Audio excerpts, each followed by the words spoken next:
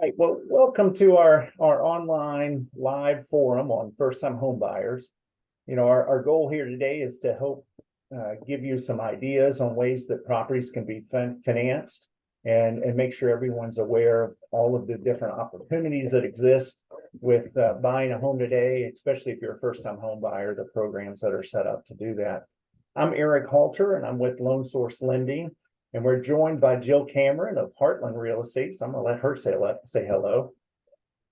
Good morning. My name is Jill Cameron. I'm the broker with Heartland Real Estate Services, who services Northeast Florida. Eric and I have been working together for years, and I'm very excited to be able to join this live forum. Well, super. So let's just jump right in. I wanted to first just kind of talk a little bit about real estate values. And if you look back from the 1940s all the way through 2020, you'll see that there's 73 years of those 84 years that are, or 81 years that are positive as far as appreciation growth. And I think this is important to look at because one of the things we're hearing a lot today in the media is now a good time to buy or not. And if you look back at history, you'll really be able to see, and this puts it in perspective, why not only owning a house is good because it creates a safe, secure environment where you kind of decide your destiny, but it also is a great opportunity to accumulate wealth. And so this chart does a great job of showing that really only 7 years out of the last 84 years has had negative growth, and the majority of those were back in 2010 when we had a housing recession that was really brought on by easy lending, easy money, and that's all changed in the last 15 years. So today people have 60% equity in the property and they have super low interest rates. So it's a totally different world as far as mortgages work, but mortgages are still available, and for first-time home buyers, we've got lots of great opportunities. This is just going to kind of show you that, with recessions, in the last 6 recessions that we've had as a country since 1980, that 5 of those, all but 5, property values have gone up, and rent values have gone up in all 5 of those as well, including the recession of the house in 2010. Rents were going up, but home values obviously fell because the housing recession was the recession. Whereas in the past, the other recessions that happened were not brought on by housing. And so home values are a very stable, secure investment. And it's something that is a great benefit. So we want to make sure you're aware of the types of loans that are available. And this just kind of gives a summary between the current housing cycle and the previous. And I think what's important to note here about the current housing cycle is the lack of inventory. We have, as a nation, not just in Florida, but as a nation, we have 770 homes that are currently for sale or thereabouts. Actually, the homes that are listed are a little over 1 million, but about 35% of those are under contract. And that's how we're getting to about 770,000 homes. And we have a huge number, about 4.2 million buyers that are able to buy today that aren't buying for one reason or another. And so, you have a big supply and demand difference that's happening. And that's causing home values to be very stable and, in fact, to continue to go up. So it's a great time to buy right now because it's kind of a little bit of a strange situation where we have higher interest rates than we've seen in a long time, and you have low inventory, and you have some people waiting on rates to come back. So for those that aren't waiting for rates, if you buy today, you're able to get concessions where sellers are able to help you purchase. Whereas if you wait and rates go down, and everyone's in the market, and we have 2 and 3 people wanting the same exact house, it then becomes a seller's market more than a buyer's market. So, Jill, you're seeing lots of seller concessions right now and buyers getting things done that we haven't seen in a long time. Absolutely. It's not like it was a few years ago. So a lot of the sellers are kind of thinking I need to help, and their help has actually helped a lot of the transactions go smoothly. Okay, and a lot of the buyers are jumping in on, asking for seller concessions. I just closed on one last week, and they actually made it happen for this first time home buyer and single woman with a child. So happy home buyer for sure. Well, super. That's a good story. I'm seeing lots of that too on our side. A starter home is often not a dream home for most people. I mean, some people get out and first house they buy is their dream home, but that's not something we see on a regular basis. So, keep in mind as you're looking at homes with, Jill's team, that this is not an end all home. This is a home to get you into the market so that as values go up, your starter home goes up as well in value. And that allows you to upgrade to the next level or even to your dream home, or maybe even create some real estate rental income by keeping your first home and maybe using some of the equity out of that house to buy the next house and let somebody else pay the payment on that house and maybe even pay some of the payment on your next home. So, we're seeing lots of people that maybe bought 5 years ago, all of a sudden, they paid 250,000 for a home 5 years ago. Today it's worth 350,000. They're ready to move up into another home. And so they're able to pull some cash out of that house for their next down payment, keep that house that they bought first, put a tenant in there, let them pay the mortgage, and they're using the equity to buy the next house and building equity and paying down their loan on the first home. So, don't think of your first house as being the end house. Think of that as typically a stepping stone to get to where you might want to be. Exactly. And times have actually changed, Eric. I mean, the first time home, way back when, I'm talking 30, 40 years ago, my parents never moved. You know what I mean? So I actually bought it, and it's a rental. So moved up, just like you said. Yeah. Yeah, and another thing to do is, a lot of times if you talk to your parents and you say, well, hey, mom, dad, what was your first home address? And what did you pay for your house? With search engines, you can go into Google, put the address in, and you can pull up what the current value is. It'll get you close to that. And it's interesting, the stories I'm hearing is, oh, we bought that home 40 years ago in Kentucky, and we paid 35,000. I remember putting floors in the house, and and show them the pictures, and there's some of the stuff they did 40 years ago to the house, but that same house today is worth 550,000. I know. So it's really interesting to do to ask your family members or a friend that maybe bought 20, 30 years ago or 10 years ago, what was that address, and look it up and see what the value is today. But jumping into the process of buying a home, typically when you're buying a home, what you first want to do is get yourself pre-qualified. And what a pre-qualification of a mortgage does is it'll help you identify, what's going to be my down payment? What's my payment? How much do I qualify for? And a lot of this is just done right over the telephone in a simple phone call. And then if all that kind of looks like something you want to pursue further, what will happen is the lender will then pull a credit report. And that credit report will give us a credit score. It'll give us the bills that are reporting on your credit, which is probably similar to what we spoke about before we even pulled the report.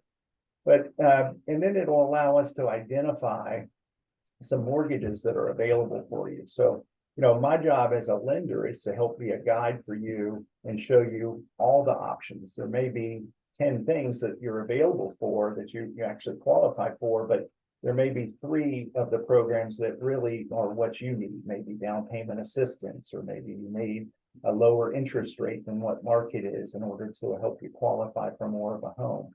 And so that's what we do. And then once we have you pre-qualified, we would turn you back over to Jill's office. They would know exactly what price range you're looking at. You would have a comfort level of how much money you're going to need, what kind of the process is involved once you find the home. And this pre-qualification letter also is ammunition for Jill's team to be able to go to the selling or the listing agent, the company that's selling the home for the seller, and say, here's my buyer's pre-qualification letter. here's the contract, they've already been pre-approved, the lenders pulled their credit, and they could close inside of 30 days if need be. So it really helps Jill and her team to be able to present the best front for your offer to get accepted over someone else's. Actually, Eric, a lot of times you're going to see people want a pre-approval letter even prior to being able to show the property. So it's definitely a strong thing to have up front. Yeah, definitely for sure. And this is just giving you some of the ideas of what homes are costing today, and this is based off of the normal tax bill, property tax bill with these different price range homes. Sometimes you'll find that your payment the first year or first year and a half may be slightly less than this because the property tax bill may be with the old seller's tax bill, and that will tend to lower your payment. But this is just a general guideline that if you bought a $300,000 house, you're going to have a payment somewhere in the neighborhood of $2,600. And that payment's going to include taxes and insurance and mortgage insurance, your principal and interest. So when you get done at the end of the month, you're not making multiple payments to different places. One payment that covers everything in the line. So I wanted to talk about hiring a real estate agent, what that actually means, and Jill is going to tell us a little bit about that. Well, basically, there's several reasons to hire a real estate agent, but one thing is you're looking for a professional and you're looking for somebody to guide you through the whole process. Most home buyers and sellers, and they only do this a few times in their lifetime, but realtors actually do it 100 of times a year and in their career. So that's expertise, and we want to make sure that we guide you through the process. My whole company is all about helping people and making you feel comfortable and making the transaction actually go as smoothly as possible. So we do work right by side with our lender to make sure that, it is hopefully not that many bumps in the road, and make sure the process goes smoothly. And we actually have the ability to try to find you the ideal property, the ideal home. Here at Heartland, we are members right now of 3 different MLSs, so we can do almost the whole state, part of Georgia, Puerto Rico, pretty much so find what you're looking for. And we are experienced, so that's definitely something that I think is a benefit. So right now, who pays for the real estate agent? It's basically what it is when the home is listed.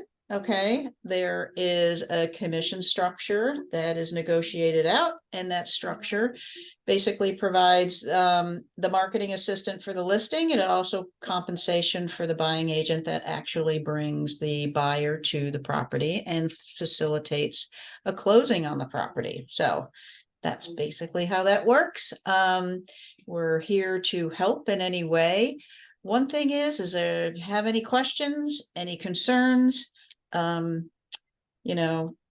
that's really what I really like to do. I want to make sure everybody's comfortable. You guys are excellent at that. It's like you said, runs in any bumps in the road. And the nice thing is the bumps, as agents, and you guys are super experienced. You've seen all of that mostly, and great to advise and give good advice, which is really, really good. And I know your customer service is awesome. I hear the raving reviews by the folks that we work with and that you work with.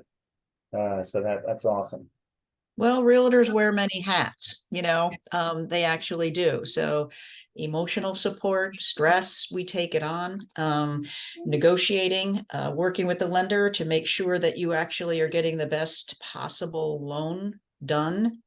Like we talked about earlier, seller assistance, whatever, try to make the transaction go as smoothly as possible. So that's what we try to do.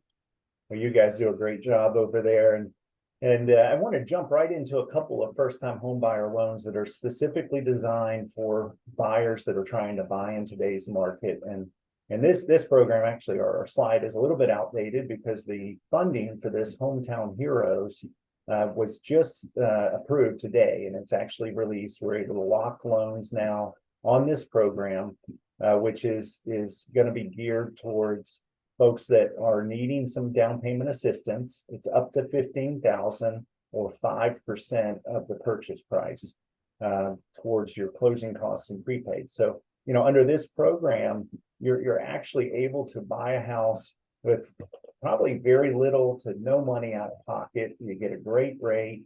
You do have some qualifying factors. You got to be a first-time home buyer in most cases, unless you're a veteran. You could utilize this as a second-time buyer if you're a veteran or in the military. It also has some income limits of about 140,000 or less is what you need to earn, and you have to have a 640 credit score. But those are pretty high and broad expansion. So most first-time home buyers are qualifying for this, and this is an excellent way to buy. There's about $36 million that was just released today, which sounds like a lot of money, but it's really not. So it is available. So it would make sense for if you are thinking about buying, to reach out to Jill, let her talk with you about what loans or homes are available. Let me work with you on the loans at the same time, and we can get you into one of these programs. There's other programs that are considered grant programs. So the prior program was really a second mortgage that's 0% interest, no payments are due. But this is a grant program. So this is money that you don't have to pay back. It's also a little bit lower amount of money. It's $4,000. And it also has a little lower income level that you're not able to earn as much on this program. And you're able to take a little bit of a lower credit score as well and get qualified. So, there's many different programs. And that's one of the reasons I said in the beginning that there's sometimes 10 loans you might qualify for, but maybe only 3 are the ones that would make sense for you. So that's kind of what I do when I work with you, is I'm making sure that we're looking at all options. We're kind of hearing, what are your needs? What is it that you need in order to buy? And we're making sure we're tailoring your loan to fit what you need, which because there's so many loans, there's a great opportunity to be able to do that for people. A couple other loans that are available too, just because I wanted to mention all of these: the Home Ready, Home One, Borrower Smart, and Loan Possible are all loans that are available for first-time home buyers, along with the other 2 we mentioned. And there's even a couple that aren't listed here. But basically, all the first-time home buyer loans, they're all aimed at reducing the interest rate in which you pay as a first-time home buyer, reducing the mortgage insurance that's charged on a monthly basis. As a first-time home buyer, you get a benefit by having a lower mortgage insurance. And then it also gears towards giving you a lower down payment, less in closing costs. So, to be a first-time home buyer, you want to make sure you're working with a lender that knows the first-time home buyer program, so you don't miss out on something that you should be getting. What I've done here is I've just created a sample cost sheet. This is a loan estimate, and this is what you'll see once you have located the house, you've got a contract in place, we're disclosing the loan application and working with you. What I've done here is I've taken a purchase price of $330,000, which I think is where you're going to most likely be if you're buying a home today as a first-time home buyer. Somewhere between $280,000 and $330,000 is kind of that sweet spot for your first home. But this is giving you a rate of like 7 5/8%, 7.625. It's giving you the principal and interest payment of $2,265. And then with mortgage insurance, property taxes, and homeowners insurance, you end up with a payment of around $2,800 a month. And that's with everything wrapped into it. Now, keep in mind, your first year's payment might be slightly less than that, because a lot of times the property taxes are a little lower because you're assuming the current owner's property tax bill. And so that helps you get into the house a little bit easier and handle that payment for a little bit longer, lower. The next page is just kind of showing you the costs that are involved in buying a home. So, there's a lot of costs involved in buying a home, but this is showing buyers and sellers costs. And that's what these first-time home buyer programs are designed and aimed at, reducing your cash to close. This was a program where we utilized the grant program versus the Hometown Heroes, because at the time, the Hometown Heroes wasn't here. Today, we'd probably be doing the Hometown Heroes as an example on this. But basically, this buyer was able to buy this house for a total of $10,239 at closing. And they got $4,000 of grant money. We had the seller kick in about $9,900 towards the buyer's closing costs. And that got them in with that payment of $2,800 roughly, with about $10,000 total cash out of their pocket. We wanted to thank you for coming in. We think there's a lot of opportunities for first-time home buyers to, get out of renting, control your destiny. Don't let your landlord notify you that they're going to sell the home and you got to find somewhere to live.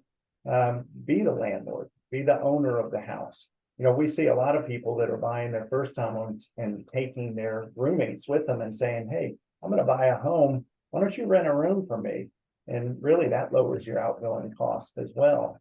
So we think home ownership is a great way to get started with your investments. And it really is something you'll look back 5 years after you buy, 2 years after you buy, and you'll be shocked at what the difference it's made in terms of creating wealth for you. Jill, Absolutely. any last minute things, Jill, that you can think of? No, it's basically one of your first slides that you showed are the appreciation for your real estate investment. So now is still a great time to buy. We're just here to be able to make sure that we can meet your goals and get you into a home.